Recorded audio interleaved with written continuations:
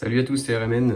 Aujourd'hui, présentation de l'intercom Lexin, le B4 FM, un intercom que j'ai acheté sur un site chinois. Je l'avais trouvé sur Amazon au double du prix, donc moitié moins cher sur un site chinois très connu. Le Lexin, pourquoi celui-là? Parce que niveau rapport qualité-prix, j'estimais que c'était le meilleur dans les intercoms peu chers, hein, on parle pas des Sena et compagnie. On a la possibilité en fait de connecter 4 intercoms sur le même channel, donc on peut communiquer à 4 en même temps. J'ai vu, alors je connais pas grand chose dans l'intercom, mais j'ai vu qu'il y avait quand même beaucoup d'intercoms.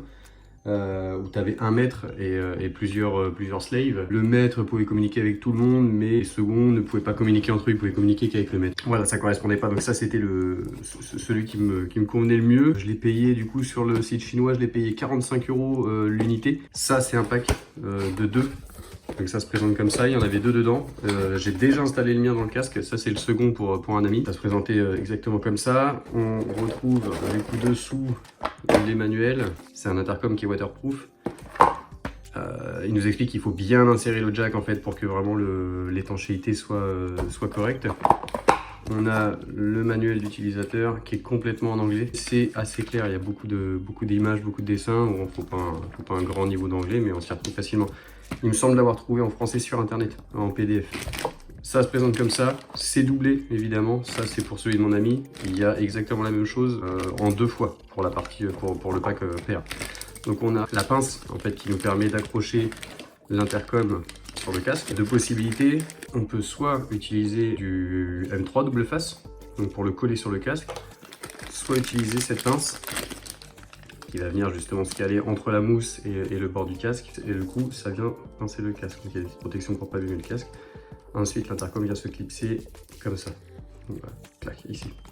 Moi j'ai fait ce choix là, c'est ce que j'ai mis sur le casque que je vais vous montrer tout à l'heure. Dans l'autre sachet, on trouve du coup les oreillettes, 2 micros, un micro pour les casques intégrales, celui-ci qu'on viendra coller à l'intérieur du casque intégral. Mon casque à moi, il est modulable, donc j'ai utilisé ce micro-là, on colle cette partie-là à l'intérieur. Et donc j'ai mon micro qui est adaptable pour quand je suis en mode jet ou en mode intégral. Les oreillettes, ici et ici, 2 oreillettes qu'on va venir scotcher à l'intérieur du casque. Je vais vous montrer, j'ai pas mal galéré parce que mon casque a priori n'est pas très adapté à ça, c'est un petit regret. Mais bon, ça va quand même, ça m'écrase un peu les oreilles, mais bon, je vous montrerai tout à l'heure. Et puis le câble USB pour charger l'intercom. Donc voilà mon casque, c'est un Scorpio Exotech modulable à 180. Comme je vous disais, le fait d'avoir mis ce micro là, flexible, voilà, qui reste toujours en place. Ça c'est le petit micro de la GoPro, on n'en parle pas. Ça c'est le câble du micro de la GoPro, c'est pareil, on ignore ça. Donc l'intercom ici, comme je vous disais, j'ai fait le choix de la pince. La pince qui est venue, voilà, qui vient se caler ici entre la mousse, on écarte, on glisse ça ici. L'intercom se clipse comme ceci, ok. Là, il bouge pas, c'est vraiment bien attaché. Le jack, donc comme la petite image tout à l'heure le disait, il insiste sur le fait d'enfoncer le jack, parce que quand on enfonce le jack comme ceci, on a le joint d'étanchéité qui est pas correct, qui est pas bien installé. Donc ils insistent beaucoup sur le fait d'appuyer complètement et de l'enfoncer, d'où le petit rappel sur le manuel. La batterie du Lexin, je l'ai chargée à 100%, ça doit faire qu'une semaine et demie que je l'utilise, 5 fois par semaine. Il est constamment connecté quand je roule. On est à 50% de batterie. On le perd en Bluetooth à son téléphone. Pour mon cas, c'est un iPhone. Tout est écrit dans le manuel. On doit rester appuyé sur ce bouton-là plusieurs secondes, je crois, je veux pas vous dire de bêtises. On va sur l'interface Bluetooth de l'iPhone, on le connecte. Voilà, c'est très simple à se connecter. À partir du moment où c'est connecté une fois, l'appareillage se fait automatiquement. Dès qu'on allume l'appareil, il s'appareille au téléphone. Les boutons volume, ils sont assez gros. Ils sont facilement accessibles avec les gants. Ça, c'est très important. On les charge pas, on les sent bien avec les gants d'été en tout cas. Les gants d'hiver, j'ai pas encore essayé. On verra cet hiver ce que ça donne. Donc moi, sur mon casque, sur l'Exotech, il a fallu que je déclipse les mousses pour y glisser les micros. Donc j'ai un premier écouteur qui est ici. Le problème dans ce casque là, c'est que les mousses sont renforcées à l'arrière, donc en fait ça ne s'enfonce pas, ça appuie sur le...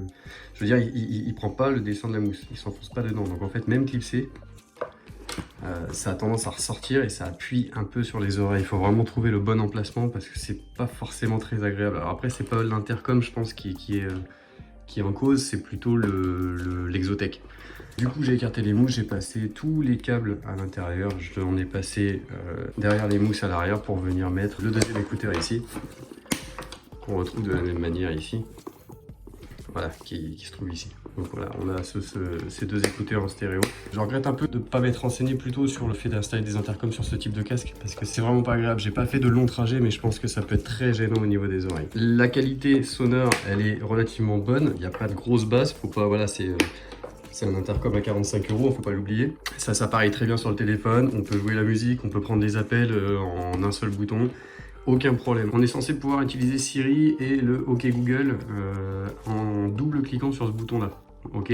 Bon, pour le moment, pour écouter de la musique, si c'est uniquement, voilà, j'ai pas encore testé l'appareillage parce que mon ami n'a pas encore récupéré le sien. Il devrait le récupérer probablement aujourd'hui, donc on va pouvoir faire des essais d'appareillage intercom, de communication sur la route. On essaiera ça, puis je referai sur une petite vidéo, ou j'en reparlerai peut-être dans une autre vidéo, simplement. Pour ce qui est d'écouter de la musique, ça fonctionne très très bien. L'appareillage au téléphone se fait très très bien et instantanément à l'allumage de l'appareil. La qualité sonore, c'est de l'entrée de gamme, ça veut dire que on entend très bien le son, même à grande vitesse. Après, tout dépendra de l'isolation sonore du casque.